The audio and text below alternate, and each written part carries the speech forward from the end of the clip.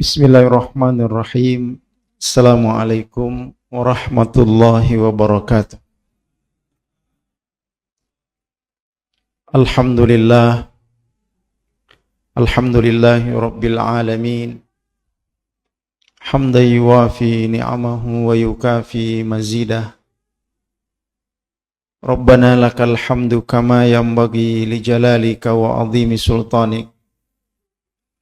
Asyhadu an la ilaha illallah wahdahu la syarika lah wa asyhadu anna Muhammadan abduhu wa rasuluh. Allahumma salli wa sallim wa barik ala sayyidina Muhammadin wa ala ali Muhammad. Fa inna asdaqal hadithi kitabullah wa khairal hadi hadiyu Muhammadin sallallahu alaihi wasallam. Ma'asyiral muslimin wal muslimat rahimakumullah. Kita bersyukur kehadirat Allah Subhanahu wa taala pada malam hari ini kita semua kembali bisa hadir di masjid kita ini menunaikan salat maghrib berjamaah. Dan insyaallah sambil menunggu masuknya waktu sholat isya kita niat i'tikaf karena Allah Subhanahu wa taala dengan kita isi kajian. Salam dan salawat kepada Rasulullah sallallahu alaihi wasallam. Bapak sekalian yang dimuliakan Allah, pada kesempatan kali ini kita akan mencoba membicarakan tentang bentuk-bentuk pertolongan Allah Subhanahu wa taala terhadap kaum beriman dan orang yang bertakwa. Pertolongan dari Allah Subhanahu wa taala itu artinya al-aun. Ya. Artinya bantuan. Dan pertolongan dari Allah yang biasa disebut dengan an-nasru minallah atau an-nusratu minallah biasa diterjemahkan dengan al-aun, ya, al-muawana, yang artinya pertolongan atau bantuan dari Allah Subhanahu wa taala. Nah, yang mendapat pertolongan dari Allah ini tidak semua orang bisa mendapatkan pertolongan dari Allah. Ya, secara spesifik ada ulama kita yang menjelaskan bahwa orang yang berpeluang, mereka yang berpeluang mendapatkan pertolongan dari Allah adalah mereka yang memiliki kategori orang beriman dan kategori orang yang bertakwa kepada Allah Subhanahu wa taala. Namun pertolongan Allah ini nasrum minallah. Pertolongan Allah ini bisa diberikan kepada individu, personal, bisa juga diberikan kepada kelompok. Ya. Terkait dengan personal ini mungkin banyak di dalam Al-Quran itu kisah-kisah di mana nabi-nabi Allah Subhanahu wa taala itu mendapat pertolongan langsung dari Allah. Begitu juga secara kelompok, banyak kelompok yang sudah dicatat dalam sejarah bagaimana mereka mendapatkan pertolongan Allah. Seperti umatnya Nabi Musa ketika dikejar-kejar oleh Fir'aun, kemudian diselamatkan oleh Allah, melintasi Laut Merah.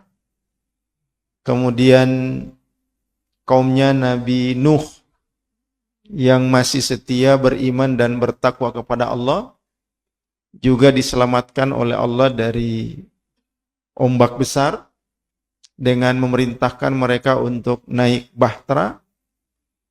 Ya, begitu juga umat Nabi Muhammad sallallahu alaihi wasallam ketika terjadi perang Badar yang kita tahu juga Allah menurunkan pertolongannya. Nah, hadirin sekalian, bagaimana bentuk pertolongan Allah secara personal? Ya, artinya secara personal individu bisa saja seseorang itu mendapatkan pertolongan dari Allah. Ya, pertama, bentuk pertolongan Allah itu adalah mengeluarkan orang-orang mukmin itu dari kegelapan menuju cahaya, lalu mengokohkannya di jalan Siratul Mustaqim. Jadi yukhrijuhum minadh-dhulumati ilan nur. Ya, di dalam surah Al-Baqarah ayat 257 kalau Allah Ta'ala, Allahu waliyul ladzina amanu yukhrijuhum minadh-dhulumati ilan nur. Ya, jadi Allah akan menjadi pelindung, ya, penolong orang-orang yang istiqamah dengan keimanannya. Ya, Allah mengeluarkan mereka dari kegelapan. Ya, ada yang menjelaskan kegelapan di sini adalah kekafiran. Ya, jadi ketika Allah mengutus Rasulullah sallallahu alaihi wasallam, di mana pada saat itu Nabi diutus ke masyarakat jahiliyah, ya, ketika Rasulullah mendakwakan Islam, ya, sebagian mereka menerima dan sebagian mereka menolak. Maka yang menerima ini, ya, karena jahiliyah itu adalah zaman kegelapan, disebut dengan az-zulumat, maka mereka yang menerima Islam ini dan beriman kepada Allah, ya, mereka ini adalah orang-orang yang beriman dan dikeluarkan Allah dari kekafiran, kemudian dari kejahiliaan yang diistilahkan oleh Al-Quran dengan az-zulumat. Lalu kemudian Allah membawa mereka kepada cahaya, ya, cahaya Islam. Yang tadinya mereka tidak punya akhlak, tidak punya adab yang mulia, ya, tidak menghormati sesama. Begitu mereka masuk Islam, mereka diajak berbakti kepada kedua orang tua. Mereka diajak berbuat baik kepada tetangga, berbuat baik kepada karib kerabat. Ya, banyak ajaran mulia di mana itu mereka tidak dapatkan sebelum mereka masuk ke dalam cahaya Islam ini. Tapi sebaliknya kata Allah dalam firman-Nya, walladzina kafaru awliya'uhumut tagut. Ya. Kalau mereka yang beriman itu yang dikeluarkan dari kegelapan, Allah yang menjadi pelindung dan penolong mereka, maka mereka yang betah dan bertahan di dalam kekufuran, tidak mau menerima ajaran Islam, ya, tidak mau menerima ajaran Allah Subhanahu wa taala, maka kata Allah, auliya'uhumut tagut. Ya, auliya'uhumut tagut. Ya, maka pelindung-pelindung mereka itu adalah tagut. Ya, sebagian ulama menjelaskan bahwa tagut itu adalah syaitan. Ya, apa yang mereka lakukan ketika mereka melindungi orang-orang kafir ini, orang-orang yang tidak mau menerima kebenaran ini, yukhrijunahum minan nuri ila dzulumat. Ya. Mereka mengeluarkan orang-orang kafir itu dari cahaya menuju kepada kegelapan. Ya, maka di sini Allah mengancam ulaika ashabun nar hum fiha khalidun. Ya. Jadi ketika mereka meninggalkan kebenaran, tidak mau menerima ajaran Islam yang dibawa oleh Rasulullah, maka mereka diponis oleh Allah sebagai penghuni neraka yang akan kekal di dalamnya. Nah, jadi Bapak sekalian, jadi dalam penjelasan ini bahwa mereka yang bisa mendapatkan pertolongan dari Allah adalah mereka yang istiqomah dengan keimanannya. Ya, mereka yang menjaga imannya. Ya, bukan mereka yang kalau pagi beriman, kalau sore kafir. Kalau sore beriman, maka paginya kafir. Nah, orang yang beriman itu maksudnya orang yang konsisten. Orang yang istiqomah dengan ketaatannya kepada Allah. Bukan mereka yang mendekat kepada Allah ketika susah, ya, ketika mereka dalam kesulitan, mereka dekat dengan Allah. Mereka memperkuat ketaatannya kepada Allah. Tapi begitu kesulitannya lepas, kesusahannya hilang, dia juga sudah mulai menjauh dari Allah Subhanahu wa taala. Nah, jadi orang yang beriman yang dimaksud mendapatkan pertolongan dari Allah di sini adalah mereka yang istiqomah dengan keimanannya. Tidak digoyahkan kondisi apapun. Ya, tidak digoyahkan dengan kondisi apapun seperti yang dialami oleh Bilal bin Rabah. Ya, kita semua tahu bagaimana riwayat Bilal bin Rabah ketika di awal-awal masuk Islam karena beliau adalah seorang budak. Ya. Lalu kemudian ketika ketahuan oleh majikannya masuk Islam, maka Bilal ini disiksa di padang pasir yang panas. Ya, dipaksa untuk kembali ke ajaran agama jahiliyah, tapi karena dia lebih memilih imannya, lebih memilih mempertahankan keimanannya kepada Allah, maka semakin disiksa, dicambuk, bahkan dijepit batu, yang keluar dari mulutnya hanya ahad, ahad, ahad. Ya. Yang artinya Allah Maha Esa. Maka disitulah pertolongan Allah datang dengan seolah-olah Allah mengutus Abu Bakar untuk memerdekakan Bilal bin Rabah.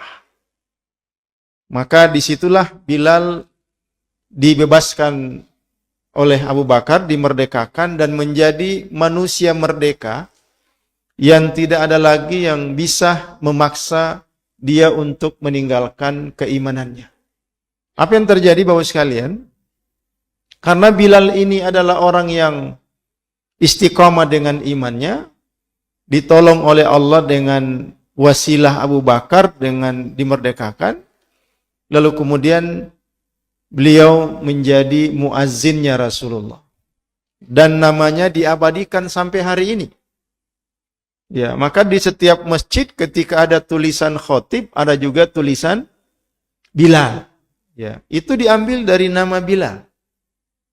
Ya, nama Bilal bin Rabah, seorang budak hitam yang suaranya bagus, menjadi muazzin Rasulullah sallallahu alaihi wasallam sampai Rasulullah wafat. Maka sampai hari ini namanya diabadikan di setiap masjid di seluruh dunia, yaitu menjadi Bilal. Nah, maka kita yang berprofesi memilih jalan muazzin di masjid, itu sama kalau kita mengikuti jejaknya Bilal bin Rabah, ya. Kita yang disebut muazzin Bilal itu. Nah, Bilal ini ya karena istiqamah dengan keimanannya, dengan statusnya dulu budak kemudian menjadi manusia merdeka, ya beliau juga budak hitam, tapi siapa sangka kalau Bilal ini termasuk orang yang ternyata menjadi penghuni surga. Itu dibuktikan ketika Rasulullah Shallallahu Alaihi Wasallam bertanya kepada Bilal, ya Bilal, amalan apa yang kamu lakukan? Sehingga saya mendengar bunyi sandal kamu itu melangkah ada di dalam surga. Jadi artinya kalau suara sandalnya Bilal melangkah di dalam surga, berarti bukan orang lain yang make. Tapi yang make itu adalah Bilal. Nah makanya Rasulullah SAW bertanya kepada Bilal, wahai Bilal, amalan apa yang kamu lakukan? Amalan apa? Amalan khusus apa yang kamu lakukan? Sehingga saya mendengar suara sandal kamu itu ada di dalam sorga. Ya, apa jawab Bilal? Ya Rasulullah, tidak ada amalan yang istimewa saya lakukan. Tidak ada keistimewaan apa-apa dalam ibadah saya kepada Allah, kecuali yang saya lakukan itu setiap kali selesai berwudu, saya selalu sholat sunnah 2 rakaat.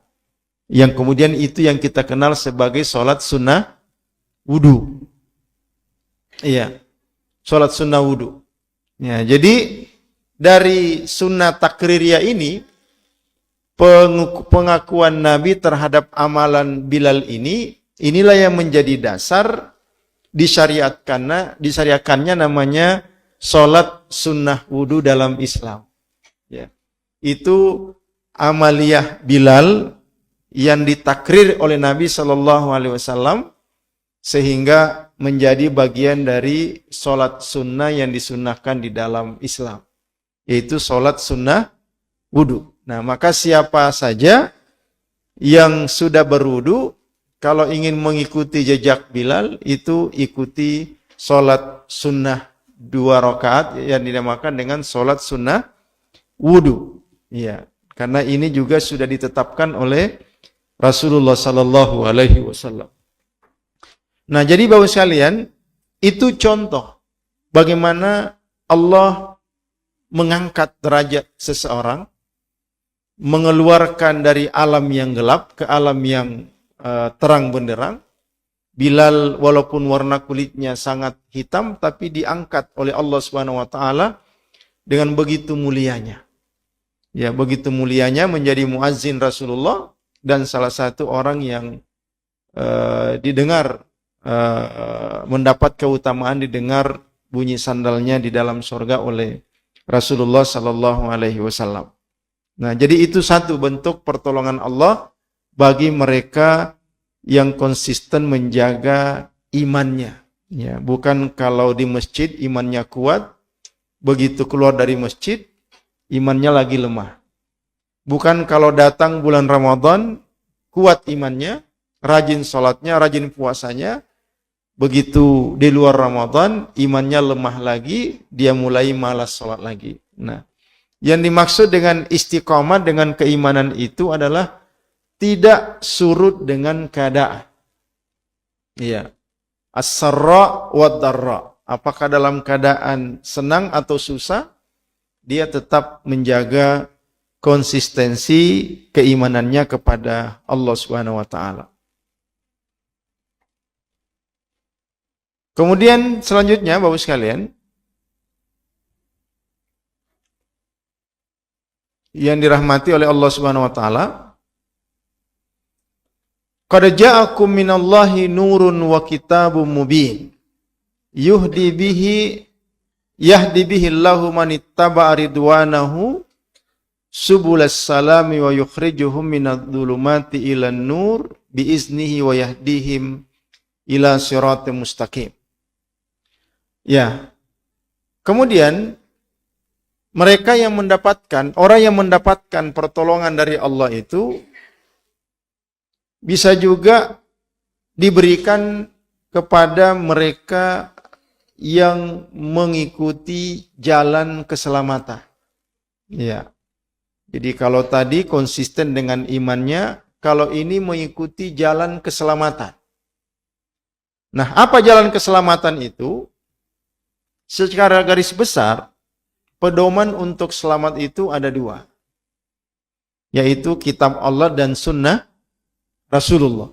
Ya, karena Rasulullah Shallallahu Alaihi Wasallam sebelum wafat itu beliau pernah bersabda, "Taraktu fikum amraini ma intamassaktum bihima lan tadillu abada." Ya, kata Rasulullah, aku meninggalkan buat kalian itu dua peninggalan. Kalau kalian berpegang teguh kepada keduanya, maka kalian tidak akan pernah sesat selama-lamanya. Kalau kalian berpegang teguh kepada keduanya, kalian tidak akan pernah salah jalan. Ya, kalian tidak akan pernah menyimpang. Ya, dua peninggalan Rasulullah itu adalah kitab Allahi wa sunnat Rasuli, yaitu kitab Allah dan sunnah Rasulnya.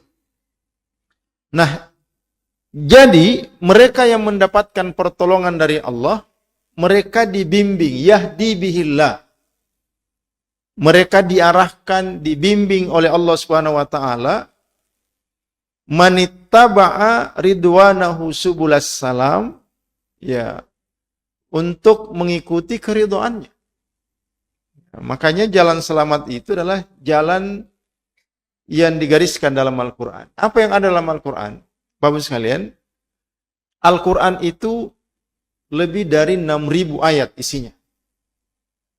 Lebih dari 6.000 ayat.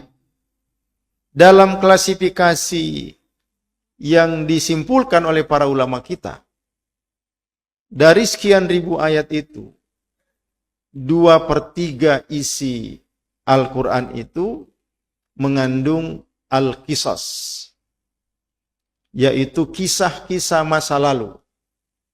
Ya, makanya kalau kita baca Al-Quran, itu banyak sekali figur-figur yang dimunculkan Allah di dalam Al-Quran.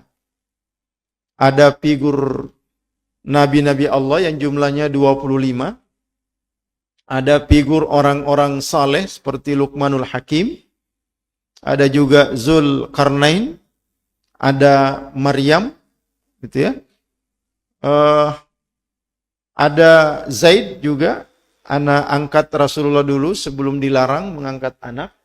Ya, kemudian ada disinggung perempuan, yaitu istrinya Fir'aun dan sebagainya. Kemudian ada figur yang sebaliknya, simbol pembangkangan dan simbol keburukan. Ada figur seperti Fir'aun, ya. Ada figur seperti Haman, Qarun. Ada figur Abu Lahab di dalam Al-Quran dan istrinya. Tabbat siyada abi lahabi wa mra'atuhu. Sebenarnya istrinya juga disebut, cuman tidak disebut namanya. Yang disebut namanya dalam Al-Quran itu adalah Abu Lahab. Tapi kalimat wa mra'atuhu, maka ketika Allah mengatakan tabbat, celaka Abu Lahab, maka istrinya juga ikut celaka. Ya. Karena termasuk yang paling getol memusuhi Rasulullah Sallallahu Alaihi Wasallam. Nah, yahdi bihi manittaba'a subulas salam. Siapa mereka yang dibimbing oleh Allah mengikuti jalan yang selamat? Ya, kita memilih jalan-jalan orang selamat di dalam Al-Quran itu. Ya, subulal anbiya, jalan para nabi. Kemudian orang-orang saleh, kalau kita baca surah Luqman, Pak, figur Luqman, itu nasihatnya banyak sekali di dalam Al-Quran. Bagaimana menghormati kedua orang tua, itu bagian dari nasihat Luqman. Jangan berbuat syirik kepada Allah. Sehingga dari profil Luqman dan nasihatnya dalam Al-Quran, itu banyak sekali sarjana-sarjana muslim itu meraih gelar akademik tertinggi, ya, mulai dari S1 sampai S3, itu hanya karena meneliti nasihat-nasihat Luqman dalam Al-Quran. Nah, jadi Bapak sekalian, mereka yang ditolong oleh Allah Subhanahu wa taala akan mengikuti jalan orang-orang ini, orang-orang saleh ini. Iya. Ya, maka di dalam kehidupan kita, banyak kita temukan orang-orang yang istiqomah seperti ini.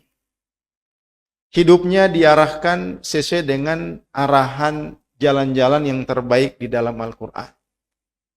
Tapi bukan berarti tidak ada juga yang menempuh jalan sebaliknya. Ya. Ada juga yang meniru cara-cara Fir'aun. Ya, ada pemimpin yang meniru cara-cara Fir'aun. Ya, ada orang kaya yang meniru cara-cara Qarun. Ada pejabat yang meniru cara-cara Haman. Ya. Ada juga figur ya, orang yang meniru cara-cara Abu Lahab.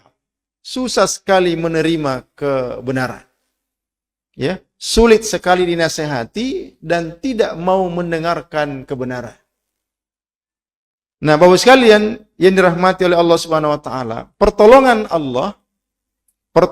Allah akan diberikan kepada mereka yang mengikuti jejak orang-orang yang terbaik, orang-orang yang saleh yang disebutkan Allah di dalam Al-Quran. Nah, inilah maksud dari wasiat Nabi kepada kita, ma intamasaktum bihima lan tadillu abada. Kalau kalian berpegang teguh, maksudnya mengikuti yang baik di dalam Al-Quran, figur-figur yang baik itu, maka kalian tidak akan pernah sesat, tidak akan pernah menyimpang, tidak pernah salah jalan abada selamanya. Nah, Bapak sekalian yang dirahmati oleh Allah Subhanahu wa taala, kemudian bentuk pertolongan yang kedua yang Allah berikan kepada seseorang itu adalah mengokohkan keimanan seseorang ketika menghadapi ujian. Ya, mengokohkan iman seseorang ketika menghadapi ujian. Ya. Ujian itu banyak. Ya, ada yang diuji dengan kesehatan, ada yang diuji dengan kesusahan, ada yang diuji dengan kefakiran dan sebagainya. Nah, kalau dalam kondisi seperti ini kita tidak bisa menjaga iman kita kepada Allah, maka bisa saja kita meninggalkan Allah. Ya, makanya Rasulullah Shallallahu Alaihi Wasallam itu bersabda, kadal fakru an yakuna kufran. Ya, kadal fakru an yakuna kufran. Ya, sedikit lagi, hampir-hampir saja kondisi susah itu, kondisi kefakiran itu merubah seseorang menjadi kafir. Nah, falsafah ayat ini ternyata dipahami betul oleh banyak orang-orang yang ingin mempengaruhi umat Islam ini agar meninggalkan agamanya. Ya, maka banyak yang mereka lakukan. Bahwa orang yang susah itu, Pak, orang yang susah hidupnya itu sangat mudah dipengaruhi. Sangat mudah diajak mengikuti orang lain, dan sangat mudah untuk diajak pindah keyakinan. Ya, makanya banyak saudara-saudara kita yang hidupnya susah, dirayu dengan beberapa bungkus Indomie saja, mereka mau murtad. Ya, banyak saudara-saudara kita yang Muslim dirayu dengan jabatan, itu mau berubah keyakinan. Banyak sekali. Banyak saudara-saudara Muslim kita, Muslim dan Muslimah, ya, dirayu dengan alasan cinta, alasan menikah, mereka mau meninggalkan keyakinannya. Mengikuti agama suaminya, mengikuti agama istrinya, dan sebagainya. Nah, jadi Bapak sekalian, orang seperti ini tidak lulus ujian. Tidak lulus ujian dan tidak mendapatkan pertolongan dari Allah Subhanahu wa taala. Nah, makanya tadi ketika Bilal diuji dengan siksaan yang begitu hebat dari majikannya di padang pasir itu, tapi tetap kokoh dengan keimanannya, Allah tolong. Ya, Allah tolong. Maka di dalam Al-Qur'an Allah Subhanahu wa taala berfirman, "Yutsabbitullahu alladhina amanu bil qauli tsabiti fil hayati dunya wa fil akhirah wa yudhillullahu adh-dhalimina wa yaf'alullahu ma yasha." Jadi Allah meneguhkan iman orang-orang yang beriman dengan ucapan yang teguh dalam kehidupan di dunia dan di akhirat, dan Allah menyesatkan orang-orang yang zalim dan berbuat apa yang Dia kehendaki. Makanya hadirin sekalian, dalam sebuah hadis Nabi bersabda, ihfazillah yahfazu. Peliharalah Allah, maka Allah akan menjaga kalian, kata Rasulullah.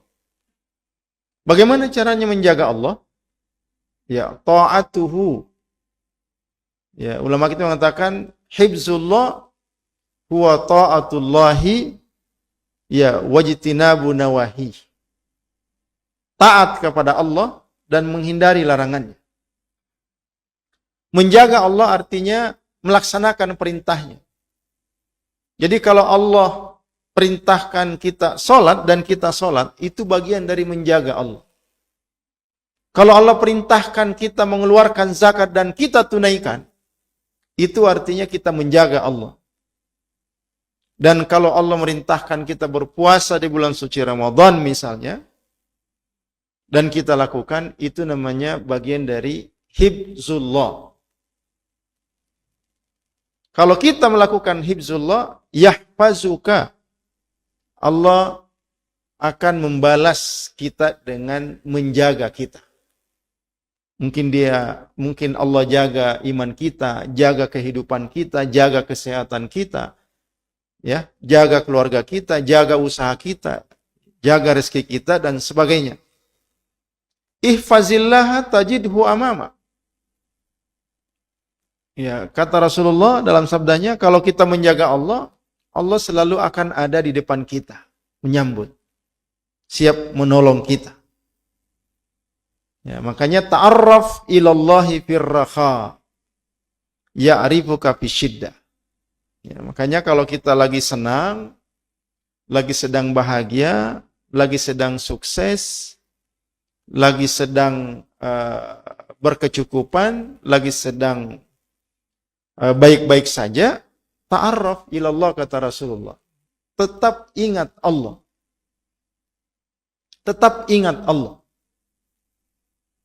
Jadi kalau kita sedang menjabat dan kita anggap jabatan itu adalah bagian dari kebahagiaan kita, kesenangan kita, jangan lupa kepada Allah. Tetap sholat kepada Allah walaupun kita punya jabatan tinggi. Ya, saya mohon maaf pernah diundang khutbah di suatu instansi, Pak. Sholat Jumat ditunda gara-gara pejabatnya belum datang. Ya, sampai pengurusnya mengatakan, Ustadz, kita tunda 15 menit. Karena Bapak belum turun. Ya, nauzubillah. Nah, jadi akhirnya saya nasihati pengurus masjidnya, ya, masa kita mengesampingkan kepentingan Allah daripada menunggu pejabat itu. Nah, jadi Rasulullah mengatakan, ta'arraf ilallahi firraha. Kalau lagi sedang mapan hidup kita, tetap ingat Allah. Jangan kita mengabaikan Allah dengan urusan, dengan alasan kita sibuk bekerja, kerjaan belum tuntas dan sebagainya. Ya, ta'arraf ilallahi firraha. Jadi kalau lagi waktu senggang, longgar, bahagia, senang, tetap ingat Allah, kata Rasulullah, ya'rifuka fisyiddah. Ya'rifuka fisyiddah. Maka suatu saat nanti kamu susah, kamu sulit, kamu dalam masalah. Di situ Allah akan mengenal kita juga. Ya. Nabi Yusuf alaihissalam, karena beliau adalah contoh orang yang konsisten dengan imannya kepada Allah, ya, tidak pernah berubah ketakwaannya kepada Allah, maka ketika beliau susah, dimasukkan ke dalam sumur, Allah tolong. Dan ketika kena fitnah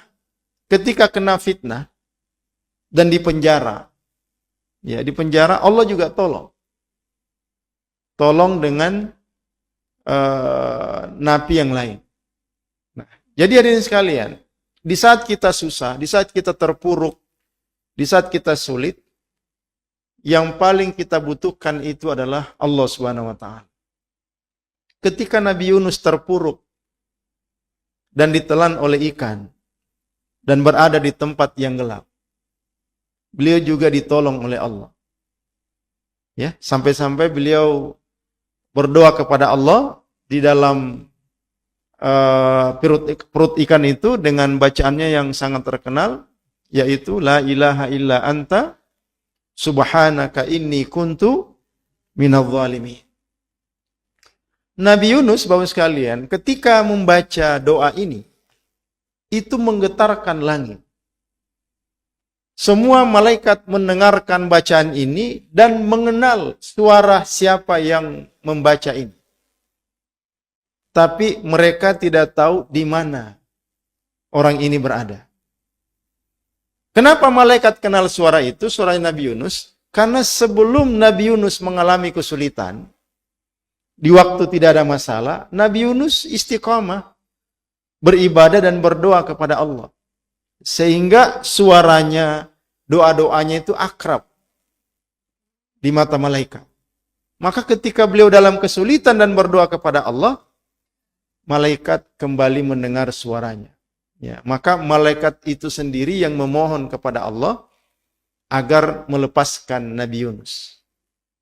Nah, jadi hadirin sekalian yang dirahmati oleh Allah Subhanahu wa taala, jadi kuncinya kalau ingin ditolong, dibantu, diingat oleh Allah Subhanahu wa taala ketika susah, ketika sulit, maka ketika senang, ketika bahagia dan sebagainya, tetap ingat kepada Allah. Ya, mau susah, mau bahagia hidup kita, jangan pernah meninggalkan salat kita kepada Allah Subhanahu wa taala. Karena disitulah kita akan mendapatkan penjagaan dari Allah. Makanya Rasulullah SAW bersabda, ihfazillah yahfazuka, peliharalah Allah, maka Allah akan melindungimu. Ihfazillah tajidhu amamak, pelihara Allah, maka engkau akan mendapatkan Allah selalu ada di sampingmu. Ta'arraf ilallahi firraha, tetap ingat, tetap kenal Allah pada saat kamu lagi senang-senang, bahagia, lowong. Ya'rifuka fi syiddah, maka Allah akan mengenalmu, menolongmu pada saat kamu dalam kesusahan. Nah, jadi Bapak sekalian yang dirahmati oleh Allah Subhanahu wa taala, di dalam ayat lain itu Allah juga berfirman, ma asaba min musibatin illa biiznillah. Tidak ada yang bisa tertimpa musibah kecuali itu adalah izin dari Allah. Wa may yu'min billahi yahdi qalbah. Ya, tetapi orang yang beriman kepada Allah, Allah akan memberi petunjuk di dalam hatinya. Wallahu bikulli syai'in alim, dan Allah Maha mengetahui dari segala sesuatu. Nah, dari sini, Bapak sekalian, beberapa ayat dan hadis ini ya bisa disimpulkan bahwa orang yang kokoh imannya, tetap istiqamah dengan ubudiyahnya, dengan ketaatannya kepada Allah pada saat menghadapi ujian, maka itulah yang berpeluang ditolong oleh Allah Subhanahu wa taala. Kemudian yang ketiga, sekalian, orang yang berpeluang mendapatkan pertolongan dari Allah, yaitu menghilangkan keinginan buruk yang muncul di dalam benak kita. Ya. Jadi ketika ada keinginan buruk yang muncul, ya, karena manusia tidak bisa dihilangkan dari dua pengaruh dalam jiwanya, dalam dirinya. Pengaruh baik dan pengaruh buruk. Kita walaupun setiap hari ke masjid sholat berjamaah, selalu ikut pengajian, tetap aja ada rasa keinginan yang tidak baik dalam diri kita. Hanya saja mungkin ketakwaan dan keimanan kita yang mengalahkan sehingga kita tidak memperturutkan keinginan itu. Ya, karena memang itu kecenderungan yang ada dalam diri setiap manusia. Ya, itu sudah disampaikan Allah dalam Al-Qur'an, wa nafsi wa ma sawwaha fa'alhamaha fujuraha wa taqwaha. Qad aflaha man zakkaha wa qad khaba man dassaha. Nah, jadi Bapak sekalian, berdasarkan ayat-ayat ini memang di dalam diri setiap manusia itu ada dua kecenderungan, ada dua potensi. Ya, potensi taqwaha dan potensi fujuraha. Nah, yang bisa mengekang dan menghilangkan keinginan buruk ini dalam dirinya, inilah juga orang-orang yang berpeluang mendapatkan pertolongan dari Allah Subhanahu wa taala. Kalau Allah taala, ya ayyuhalladzina amanu stajibu lillahi walir rasuli idza da'akum lima yuhyikum. Ya. Wahai orang-orang yang beriman, penuhilah seruan Allah dan seruan Rasul apabila Rasul menyeru kalian. Ya, sebagai contoh dalam kehidupan kita, Bapak sekalian, ya, kita sering mendengarkan seruan Allah dalam bentuk azan. Ya, azan itu diperuntukkan untuk mengumumkan masuknya waktu sholat sekaligus mengundang kita untuk datang sholat. Ya, makanya ada lafaz dalam kalimat azan itu, hayya 'alas shalah. Ya, undangan untuk segera melaksanakan sholat. Apakah secara berjamaah, kalau memungkinkan, dan itu yang lebih baik, atau secara individu. Iya. Nah, apakah semua orang menjawab seruan ini, panggilan ini? Nah, disitulah kita diuji oleh Allah Subhanahu wa taala. Artinya mereka yang mengikuti panggilan azan ini dan segera menyiapkan diri untuk sholat, itu artinya dia mengalahkan keinginannya yang lain. Ya, bisa saja ada yang berkeinginan ingin mengatakan, oh sedikit lagi kerja saya, sedikit lagi, sehingga akhirnya lewat waktu panggilan itu. Sehingga banyak orang yang melaksanakan sholat di ujung waktu, padahal dia sempat mendengarkan azan di awal waktu. Banyak yang seperti itu. Nah, orang yang mampu menghilangkan keinginan buruk ini, ya, karena orang yang mendengarkan azan di awal waktu dan menunda sholatnya di akhir waktu, itu kan sama dengan mengikuti keinginan buruk. Ya, keinginan buruk. Nah, makanya Allah Subhanahu wa taala, istajibu lillahi walir rasuli idza da'akum lima yuhyikum. Ya. Kalau memang ada panggilan Allah Subhanahu wa taala menyeru kita, istajibu, segera jawab panggilan Allah itu. Ya, segera kita menyambut panggilan Allah itu. Annallaha yahulu bainal mar'i wa qalbihi. Ketahuilah, kata Allah, bahwa sesungguhnya Allah membatasi antara manusia dan hatinya. Wa annahu ilaihi tuhsyarun, dan sesungguhnya kepada Allah kita semua akan dikumpulkan. Nah, jadi Bapak sekalian, jangan sampai Allah membuat hati kita ini terhalang sehingga kita kesulitan untuk kembali kepada Allah. Ya. Banyak orang yang jatuh ke dalam kemaksiatan, keterpurukan, tapi sulit untuk melepaskan diri dari kemaksiatan. Ya, banyak orang yang jatuh ke dalam kesesatan, tapi sulit melepaskan diri dari kesesatan. Ya, kenapa? Karena kebiasaannya tidak menyambut panggilan Allah Subhanahu wa taala. Meskipun ada keinginan untuk baik, keinginan untuk berubah, tapi sulit untuk kesampaian. Nah, makanya tadi itu yang dominan dalam dirinya. Qad aflaha man zakkaha wa qad khaba man dassaha. Nah, jadi Bapak sekalian yang dirahmati oleh Allah Subhanahu wa taala, Jadi kemampuan kita menghilangkan pengaruh buruk dalam diri kita dan memilih jalan takwa itu membuat kita berpeluang mendapatkan pertolongan dari Allah Subhanahu wa taala. Baik. Selanjutnya Bapak sekalian, kenapa orang banyak mengikuti keinginan buruknya? Dasar. Oh ya. Kenapa orang banyak mengikuti keinginan buruknya? Karena di dalam tubuh kita itu bukan hanya pengaruh baik, tapi pengaruh buruk juga ada. Pengaruh buruk inilah yang dikangkangi oleh syaitan itu. Kecenderungan buruk ini yang dimanfaatkan oleh syaitan. Sebagaimana malaikat itu memanfaatkan keinginan baik kita.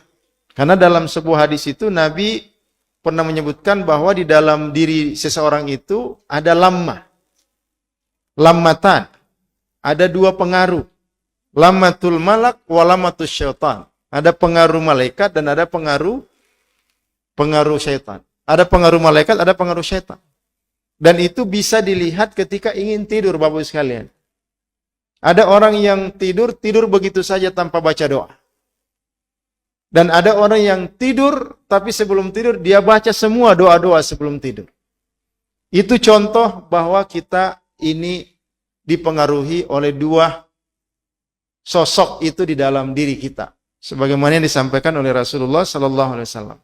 Nah makanya di dalam ayat lain Allah berfirman, wa imma yanzaghannaka minasyaiton nazkun fastaiz billah innahu samiun alim. Sesungguhnya orang-orang yang bertakwa itu beriman, apabila mereka ditimpa was-was dari syaitan, bisikan, rayuan, pengaruh dari syaitan, lalu mereka mengingat Allah, maka ketika itu juga mereka melihat kesalahannya.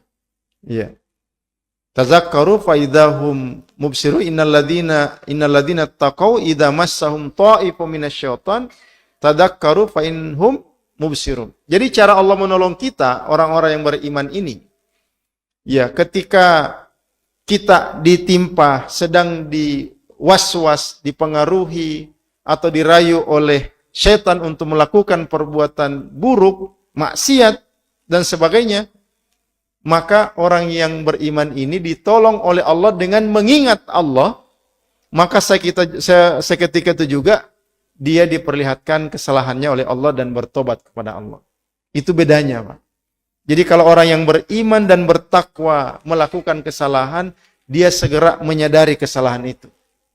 Tapi kalau orang yang tidak beriman, tidak menjaga ketakwaannya kepada Allah, yang tidak ditolong oleh Allah, maka dia akan terjerumus di dalam perbuatan itu, dan sulit sekali melepaskan diri dari perbuatan dosa dan maksiat. Tapi kalau orang yang beriman, karena memang tidak ada jaminan tidak berbuat salah, tapi ketika dia berbuat salah, dia segera bertobat kepada Allah. Itu bedanya orang yang ditolong oleh Allah dengan orang yang tidak ditolong oleh Allah. Makanya ketika ditolong oleh Allah dalam hal berbuat salah sekalipun, kita segera diminta oleh Allah untuk bertobat. Tapi kalau orang yang tidak ditolong oleh Allah dibiarkan, terjerumus di dalam kemaksiatan, sulit untuk melepaskan diri dari situ. Seperti Abu Lahab. Abu Lahab, Nabi menyampaikan kebenaran di depannya, tidak pernah mau menerima kebenaran. Nabi. Nah, bagaimana dengan kita? Padahal mental manusia-manusia yang bermental dan berkarakter seperti Abu Lahab itu masih banyak sampai hari ini. Ya.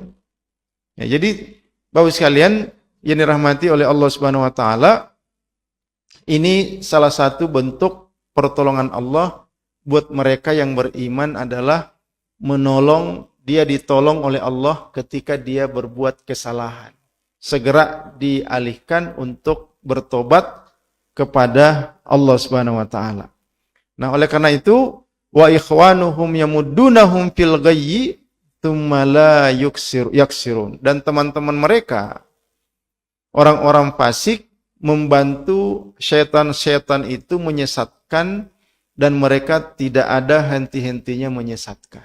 Nah, jadi seolah-olah Allah ini menggambarkan bahwa pergolakan, pertarungan antara pengaruh malaikat ini dalam diri orang-orang yang beriman dan pengaruh syaitan dalam diri di orang-orang yang fasik dan sesat ini, itu akan selalu beriring selamanya. Nah, makanya di dalam agama kita ditawarkan yang namanya konsep taubat. Ya, konsep taubat.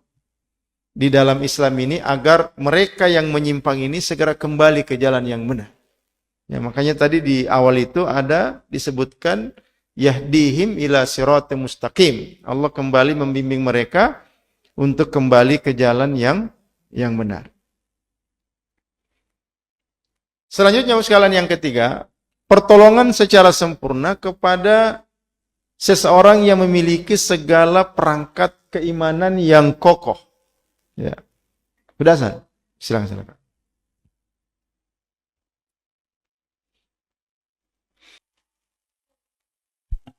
Baik, Bapak sekalian, kita tambah sedikit. Ini yang terakhir, bentuk pertolongan Allah kepada personal, kepada seseorang itu adalah ketika orang itu memiliki perangkat iman yang kokoh.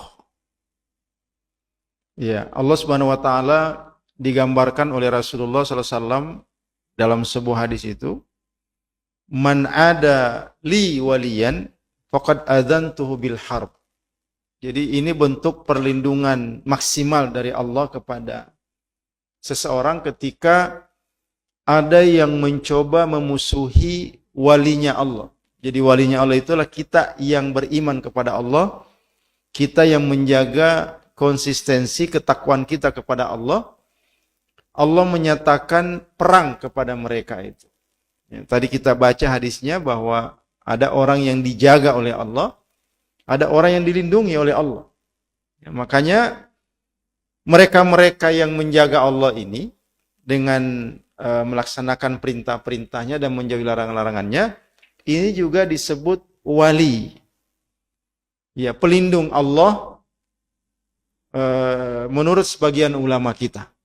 Nah, orang yang mengganggu orang yang menjaga Allah ini, azantuhu bil harb, kata Rasulullah, Allah menyatakan perang kepada pengganggunya itu. Ya. Kemudian wa ma taqarraba ila 'abdi bi syai'in ahabba ilayya mimma aftaradtu alaihi, ya.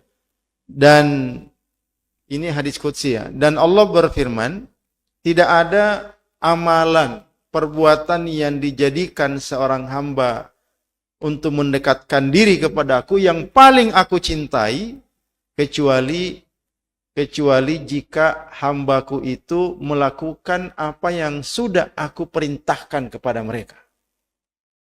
Ya, jadi tidak ada yang membuat Allah merasa, ya kita merasa sangat dekat dengan Allah yang paling dicintai oleh Allah, melainkan ketika kita melakukan perbuatan yang diwajibkan Allah kepada kita. Jadi artinya mereka yang melakukan semua yang diwajibkan oleh Allah, diperintahkan oleh Allah, itu menjalin kedekatan dengan Allah. Ya, begitu juga wala yazalu 'abdi yataqarrabu ilayya bin nawafil hatta uhibbuhu. Dan hambaku yang selalu dan senantiasa melakukan amalan-amalan sunnah, salat-salat sunnah, puasa-puasa sunnah, ya infak-infak sunnah seperti sedekah dan sebagainya, sampai aku mencintainya. Jadi itu alasan Allah mencintai kita. Fa idza ahbabtuhu, kalau aku, kata Allah, sudah mencintai seseorang. Ini kata Allah, kalau aku sudah menyukai orang, kata Allah, kuntu sam'ahu.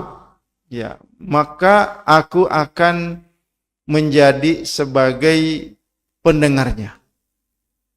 Ya, wa basarahu, dan sebagai penglihatannya, alladzi yubsiru bihi. Wa yadahu allati yabtishu biha, dan sebagai kakinya yang ia gunakan untuk berjalan. Jadi bukan Allah yang menjadi kaki kita, tapi di semua gerakan anggota tubuh kita ini, seolah-olah Allah ada di situ menjaga kita. Menjaga pendengaran kita, menjaga pandangan kita, menjaga kedua tangan kita agar tidak melakukan hal-hal yang tidak baik, dan menjaga langkah-langkah kita. Terakhir sekalian, ada pesan seorang ulama besar namanya Ibnu Rajab yang disampaikan dalam kitab Jami' al-Ulum wal Hikam. Beliau mengatakan bahwa kapanpun iman seseorang itu meresap ke dalam hati, maka ia akan menghapus segala sesuatu selain Allah. Tidak ada lagi ruang untuk ego, hawa nafsu, dan kehendaknya selain apa yang dikehendaki oleh Allah Subhanahu wa taala. Ketika itulah ia tidak lagi berbicara kecuali mengingat Allah, tidak bergerak kecuali berdasarkan ketentuan syariat Allah. Jika ia berbicara, maka ia berbicara tentang Allah. Jika dia memandang, melihat, maka ia memandang dengan pandangannya, pandangan Allah. Dan jika dia mendengar, maka dia mendengar dengan pendengaran Allah Subhanahu wa taala. Nah, ini konsekuensi dan pemberian Allah Subhanahu wa taala berupa pertolongan bagi mereka yang kokoh imannya kepada Allah Subhanahu wa taala. Jadi itu beberapa hal terkait dengan pertolongan Allah terhadap individu yang artinya mereka yang kokoh menjaga keimanannya dan ketakwaannya kepada Allah Subhanahu wa taala. Selanjutnya nanti kita akan bicarakan bentuk pertolongan Allah terhadap jamaah, terhadap kelompok besar, ya, kelompok, komunitas dan sebagainya. Terima kasih. Demikian yang kita sampaikan pada malam hari ini, semoga bermanfaat. Lebih dan kurangnya mohon dimaafkan. Hadanallahu wa iyyakum ajma'in. Subhanakallahumma bihamdik, asyhadu an la ilaha illa anta, astaghfiruka wa atubu ilaik.